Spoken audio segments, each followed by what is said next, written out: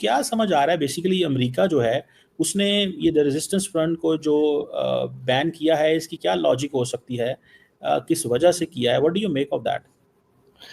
Sir पहली बात तो अमेरिका हो या यूएन की तरफ से जो इस तरह से किसी ग्रुप को टेरर ग्रुप बताया जाता है या किसी एक आदमी को कहा जाता है, मेरे ख्याल है वो खुद वो बेहतर समझते हैं। उन्होंने कुछ चेक करके ही बताया, तो बाकी चीजों में तो हम फौरन यूएन की बात मान जाते हैं, इसमें क्यों नहीं मानते? अगर उन्होंने टीआरएफ को अगर कहा है कि जी आप ये मतलब टेरर ऑर्गेनाइजेशन है, तो फिर हम हर जगह टांग क्यों उड़ाते हैं? मुझे समझ में नहीं आता।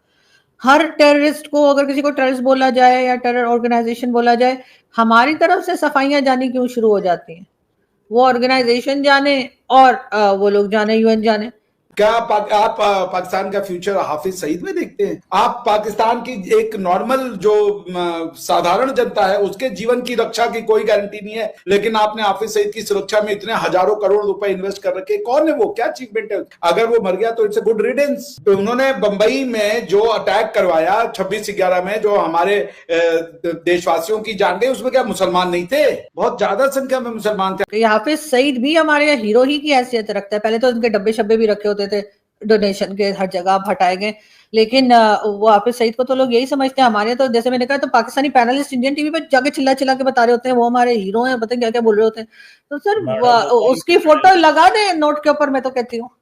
कुछ ही हफ्ते पहले बिलावल भुट्टो ने एक इंटरव्यू दिया अल जजीरा को, जिसमें कि अल जजीरा के जब एंकर ने ये पूछा, इंटरव्यूअर ने ये पूछा कि साहब ये टेररिस्ट को आप भारत के हवाले क्यों नहीं करते, तो उसने बोला कि साहब जहां तक मौलाना मसूद अजहर की बात है, जो कि जैश ए मोहम्मद के हेड हैं, वो तो है ही नहीं भाई पाकिस्तान में, वो तो कहीं शायद अफगानिस्तान वगैरह में हैं। और अगर भारत हमें ये बता दे कि उनकी लोकेशन क्या है तो फिर हम जरूर एक्शन लेंगे, and we don't mind sending Hafiz Saeed and Maulana Masood Azhar to India. हमें कोई दिक्कत नहीं है, we are against terrorism and all of that. ये सारी की सारी कहानी उसने अल जजीरा पे बोली।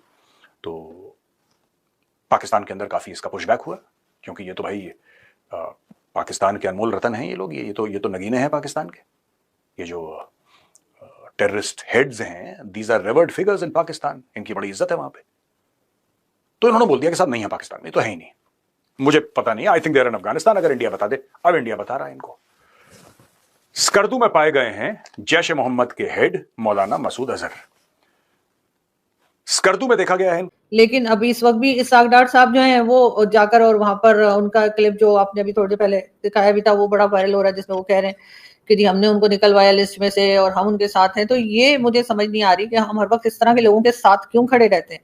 अब उन्होंने अगर उनको टेरर उसमें डाला है, तो किसी ना किसी लिस्ट में डाला है, तो किसी ना कोई रीजन तो होगा ना, ऐसी तो नहीं कर दिया होगा, कुछ पॉइंट्स दिए होंगे। जैसे अगर हम एफएटीएफ में गए थे तो हमने वो 26 पॉइंट्स थे ना, जब हमने क्लियर किए थे कि 27 थे, तो उन्होंने वो पॉइंट सामने रखे थे कि भाई ये रीजन है जिसकी वजह से आप एफएटीएफ में जा रहे हैं, और आप एक बार नहीं, आप शायद 4 बार जा चुके हैं। तो इसी तरीके से इनको भी जब उन्होंने कहा तो कोई ना कोई पॉइंट सामने रखे होंगे। इसाक डार साहब को मुझे समझ नहीं आ रही कि उनसे क्या इतनी हमदर्दियां आ रही होती हैं।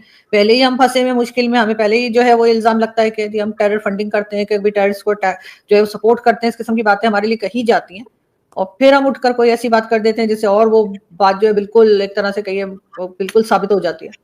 नहीं, लेकिन मैं आपको नहीं लगता कि भारत को एक नया पंचिंग बैग चाहिए? और उन्होंने कहा कि ठीक है, लश्कर तैयबा जो है वो तो अब एग्जिस्ट नहीं करती, सर्वाइव नहीं करती, डिसमेंटल है, उसकी स्ट्रक्चर मौजूद नहीं है। देखें, उन्होंने, इंडिया ने कोई लश्कर तैयबा का नाम नहीं लिया, और लश्कर तैयबा का नाम ना लेना इट मीन्स कि दैट डजंट एग्जिस्ट और that is not operating. That is one thing. Secondly, उनको कोई ना कोई तो पंचिंग बैग चाहिए कि भाई ठीक है, इस ऑर्गेनाइजेशन का नाम ले लो और ये चीज़ है। और दूसरा, अगर उनका इंफ्रास्ट्रक्चर जो है वो कश्मीर के अंदर मौजूद है, और जो बकौल मेरा ख्याल है इसाक डार साहब के, ये तो जो उन्होंने 2019 में जो कश्मीर का स्टेटस चेंज किया उसके बाद से ग्रुप बना था, तो ये कश्मीर के अंदर जो ग्रुप है ये उसको क्यों मैनेज नहीं कर पाते? सर हमें हमेशा ये क्यों लगता है कि अगर किसी किस्म की कोई एलिगेशन लगी है या फिर टेरर फंडिंग की या फिर टेरर ऑर्गेनाइजेशन की, तो वो भारत ने करवाया है? ये भी तो हो सकता है कि वो तमाम लोग, वो तमाम फैक्टर्स हमारे यहाँ मौजूद हों, वो तमाम गलती हमारी हो। क्योंकि अगर इंडिया इतना स्ट्रांग होता कि वो हमारे ऊपर उनके कहने से कोई कुछ भी मान जाता, तो फिर तो उन्होंने हमारी ऐसी तैसी कर देनी चाहिए थी, जितना हम लोग समझते हैं कि हमारी उनके साथ दुश्मनी लगी हुई है, जो हमने बनाकर रखी है अपनी वजह से। तो उसको अगर इतना पावर होता हिंदुस्तान के अंदर कि वो किसी को भी कुछ कहेंगे, यूएन को या किसी को, और वो बगैर किसी सबूत के, बगैर किसी बात के वो पाकिस्तान की ऑर्गेनाइजेशंस पे या पाकिस्तान पे इल्जाम लगा देंगे, तो फिर तो बहुत आसान काम था। वो तो अभी तक हमें बिल्कुल जैसे कहते हैं हमारा खाता बंद कर चुके होते, लेकिन उसके बाद हमारे वो पॉइंट्स निकल भी तो आते हैं ना, हमारी वो वीकनेसेस सामने भी तो आ जाती है, हमारी गलतियां, उसका क्या करेंगे?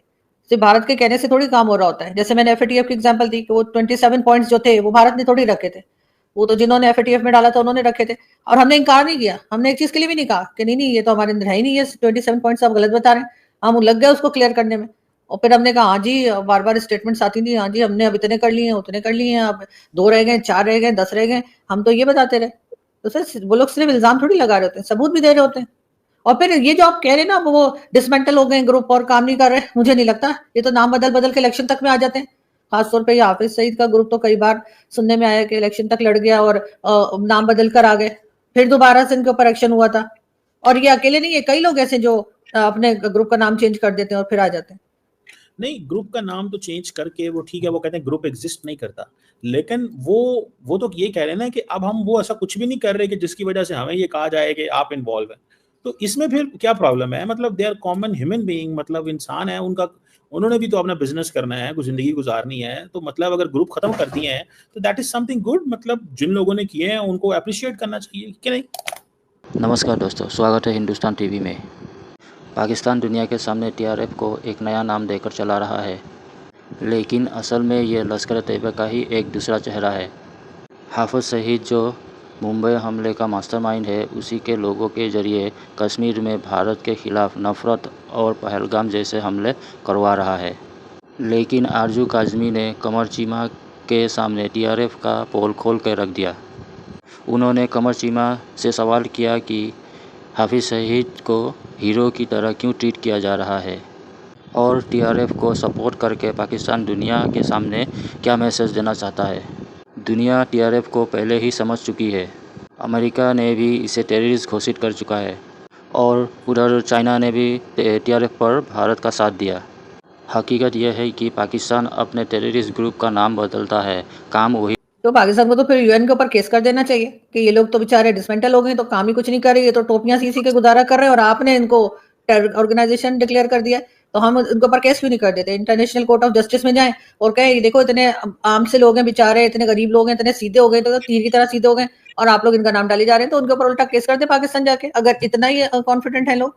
जबकि आप जानते हैं कि ये लोग नाम बदल कर आते हैं और इनका कोई काम नहीं बदलता, ये वही रहते हैं जो ये हैं।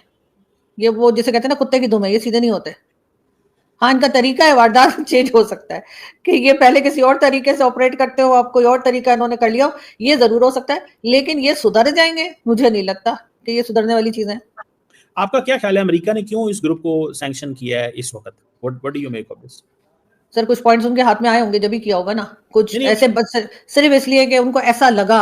अमेरिका कोई हम लोगों की तरह तो काम नहीं करता कि मेरा ख्याल है, मुझे ऐसा लगता है, ऐसा तो नहीं होता ना कुछ सर पॉइंट्स उनके सामने आए होंगे, चाहे भारत ने दिया हो या किसी ने भी दिया हो, फिर उन्होंने उनको वेरीफाई किया होगा। अगर भारत भी कर रहा है तब भी वो वेरीफाई करेंगे, भारत के सिर्फ कह देना तो काफी नहीं होगा, वरना तो अभी तक यहाँ पर जितने लोग इनमें से आधे तो अरेस्ट हो गए होते, तो वो अगर भारत का ही जोर चल रहा होता, भारत ने उन्हें कुछ ना कुछ बताया होगा, उसके बाद उन्होंने उसको वेरीफाई किया होगा, तब जाके फिर ऐसा किया होगा ना। इसलिए कि जो टेरर ऑर्गेनाइजेशन या टेरर फंडिंग के केसेस हैं या जो लोग हैं हाफिज सईद टाइप के, तो वो लिस्ट जो है वो इतनी मतलब उसमें 100-200 ही लोग होंगे ना, उससे ज्यादा तो नहीं होंगे, तो उनको उन्होंने चेक किया होगा, वेरीफाई किया होगा, उसके बाद इनके ऊपर इल्जाम लगा होगा। लेकिन इस वक्त इसहाक डार साहब को बात नहीं करनी चाहिए थी, उन्होंने ऐसा बात करके और साबित कर दिया कि हाँ वो जो ये कहते हैं ना नॉन स्टेट एक्टर थे, उन्होंने